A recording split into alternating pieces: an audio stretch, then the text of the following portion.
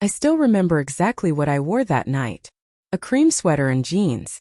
Nothing fancy. It was meant to be just another one of our usual Friday girls' nights at Melissa's place. You know the kind. Cheap wine, fancy cheese we pretended to understand, and conversations we swore would never escape that living room.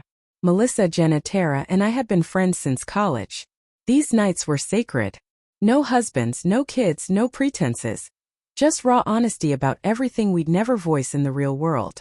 That evening, the wine flowed more freely than usual. Melissa had just endured her second breakup that year. And we were doing what friends do. Lifting her up by tearing down the men who didn't deserve her. Looking back, I know it was a toxic ritual. But at the time it felt like solidarity. Okay, Jenna said, refilling her glass for the third time. Most disappointing guy experience. Go. We went around the circle, each story getting progressively more over the top. When it was my turn, I hesitated for a fraction of a second. I'd been with Marcus for 7 years. We had a good marriage, or so I thought. We laughed together, supported each other's careers, talked about starting a family next year. But a small voice whispered, "Asterisk, you're boring. Your marriage is boring. You have nothing interesting to share." So I said it. "Okay, don't hate me." I started, already giggling at the punchline I was about to deliver. Dylan, my ex-boyfriend, literally everything about him was larger than life. Hands, feet, you name it. I made a gesture that left no room for imagination. Meanwhile, Marcus, well, he was tiny in comparison if you catch my drift. The room exploded. Melissa nearly spit out her wine. Jenna doubled over on the couch, tears streaming, laughing. Tara was shrieking. "Stop! Oh my God, stop!" For 8 glorious seconds I felt hilarious, interesting, alive in a way my predictable life rarely allowed. Then I heard it, the front door closing. My heart skipped before my brain could process why. I turned and there he was.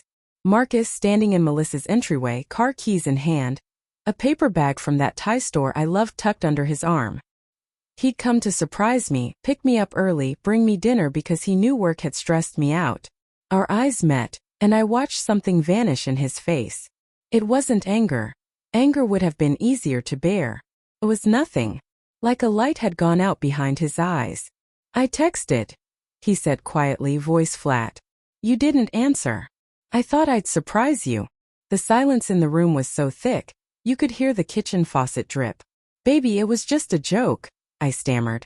"I'll wait in the car," he said. Not cold, not furious, just done. He turned and left. I froze. My friends suddenly became very interested in their wine glasses. Laughter evaporated. The drive home was 15 minutes of the loudest silence I've ever experienced. I tried to explain it away, just girl talk, exaggeration, nothing serious, but every excuse sounded weaker than the last.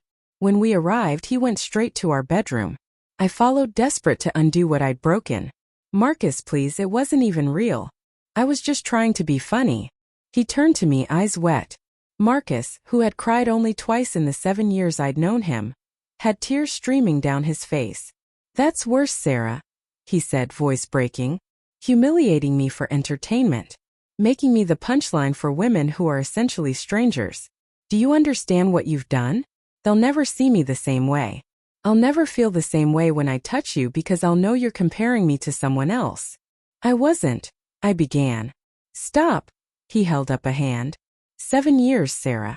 7 years of making you feel loved, protected, chosen. I turned down a job in Seattle because you didn't want to leave your family. I sat through 4 hours of your company Christmas party making small talk with people I don't like because it mattered to you.